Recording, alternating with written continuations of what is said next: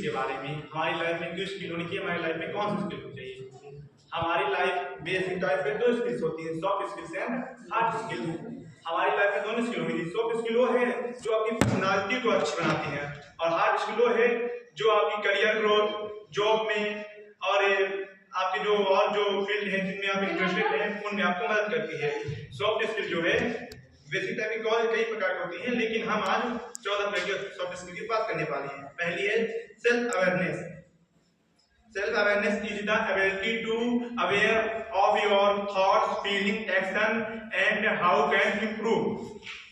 तब जो self awareness है आपको पता होना चाहिए कि आपकी स्ट्रेंथ क्या है, वीकनेस क्या है और आपके एक्शंस क्या हैं। उन सब चीजों के बारे में अच्छी तरह से पता करनी चाहिए कि हमारे स्ट्रेंथ क्या है, स्ट्रेंथ में हमें क्या पता होनी चाहिए अच्छी तरह से। वीकनेस जो है, क्या हम वीकनेस है, हम किस जगह कमजोर हैं। और हमारी दूसरी स्किल्स आती है सेल्फ एनालिसिस। अब हमने पता तो कर लिया हमारी स्ट्रेंथ क्या है, वीकनेस क्या है, फीलिंग्स क्या है, लेकिन वो खराब है कि अच्छी है, उस पर काम करना, उसे और सही तरीके से इंप्रूव करना, यही सेल्फ एनालिसिस है। सेल्फ एनालिसिस इसके बाद आती है अपनी रेजिलियंस। रेजिलियंस है चैलेंज को फेस करना। चैलेंज को फेस करना तो नहीं बोल सकते हैं, चैलेंज को एक्सेप्ट करना रेजिलियंस है। जैसे कि आपकी लाइफ में कोई चैलेंज आ गया, अचानक से चैलेंज आ गया, आप उसे एक्सेप्ट कीजिए और उसी के मुताबिक ढलिए और उसे स्वीकारिए, अब हमें यही करना है, ये चैलेंज आ गया है। फिर उसके बाद आते हैं एडेप्टेबिलिटी। एडेप्टेबिलिटी जब आप चैलेंज एक्सेप्ट कर लेते हैं, फिर उसके बाद adaptability is the ability to change your behaviour and strategy to adjust to new circumstances. मतलब आपको आप चैलेंज तो फेस कर लिया, लेकिन अब अपने आप को उस हिसाब से एडजस्ट कीजिए, अपने बिहेवियर को चेंज कीजिए, अपनी स्ट्रेटेजी को चेंज कीजिए। जैसे आप पहले कुछ दूसरा काम कर रहे थे, अभी हम डिप्लोमा करने आ गए, अब आप अपने आप को चेंज कीजिए। इसके बाद आती है इमोशनल इंटेलिजेंस। इमोशनल इंटेलिजेंस जो होती है वो मतलब जैसे मैं आपसे बात कर रहा हूँ, अगर आपका आज पढ़ाई करने का मूड नहीं है तो मेरा कोई मतलब नहीं हो कि यहाँ आके पढ़ाने का, मैं पढ़ाता जाऊंगा, आप सुनेंगे, आप भूल जाएंगे। लेकिन जब आपके मन में भी पढ़ाई करने का मन होगा और मेरा भी पढ़ाने का मन होगा, दोनों के इमोशंस मिलेंगे, तब हम पढ़ाएंगे तो बहुत अच्छा होगा उस टाइम पे। इसके बाद आती है सिंपैथी। हम सबके लाइफ में सिंपैथी का होना बहुत जरूरी है, क्योंकि लाइफ में सबकी सिंपैथी तो होती है लेकिन सिंपैथी नहीं होती है।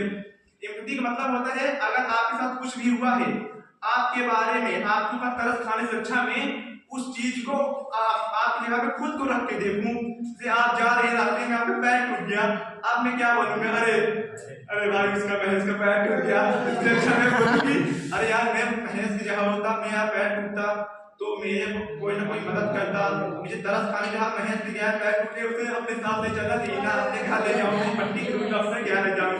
इसके बाद आती है problem solving. Problem solving skill हमारे लाइफ में बहुत जरूरी होनी चाहिए कि अगर प्रॉब्लम आ गई तो उसे सॉल्व कैसे करें। प्रॉब्लम सबसे लाइफ में आती है, ऐसा कोई नहीं होगा जिसकी लाइफ में प्रॉब्लम ना आती हो।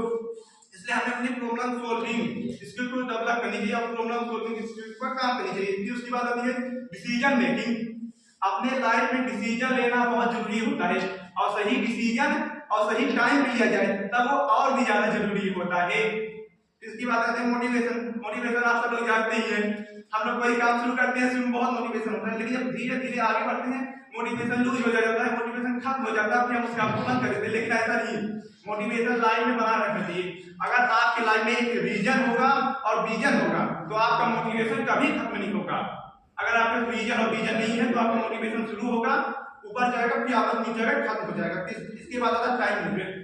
टाइम मैनेजमेंट स्किल तो बहुत ही ज्यादा जरूरी होती है, क्योंकि टाइम मैनेजमेंट स्किल आपके अंदर नहीं है तो समझ लीजिए आप किसी भी काम में नहीं है। ये टाइम में आपके पास में 24 घंटे होंगे, आप 24 घंटे में भी खुद को एडजस्ट नहीं कर पा रहे होंगे। टाइम मैनेजमेंट स्किल तो मेरे अंदर बहुत कम ही है, मैं बोल सकता हूँ कि टाइम मैनेजमेंट जो होता है, अगर आप सुबह आपने डिसाइड किया आप सुबह 5 बजे सो उठेंगे, लेकिन जब आप सुबह 7:30 सो उठ रहे हैं तो उसके बाद 1 घंटा पढ़ाई कर रहे हैं, इधर उधर काम कर रहे हैं, आपका टाइम मैनेज नहीं हो रहा है, आपने टाइम मैनेजमेंट पर ज्यादा काम नहीं कर रहे हैं, तो इसके बाद में ज्यादा नहीं होना क्योंकि मुझे ज्यादा बोलना आ नहीं रहा है। इसके बाद आता है असर्टिवनेस। असर्टिवनेस जो होती है, असर्टिवनेस आप अगर सामने वाले से बात कर रहे हैं तो आप अपनी इमोशंस का सामने बात, अपनी कोई बात की बात है, आप अगर आप जैसे कोई दुकानदार है, अब आप आए, कोई ग्राहक आपके सामने आया, आप कोई सामान देना चाहते हो उसे और वो उसे नहीं लेना चाहता है, तो आप उसे कैसे राजी करें कि उसकी भावना को ठेस भी न पहुंचे और आप अपना सामान भी बेच दें, उसे दोनों काम कर सके। बस असर्टिवनेस में होता है कि आप सामने वाले की भावना को ठेस पहुंचाए बिना उसे अपनी बात में राजी कर सकें।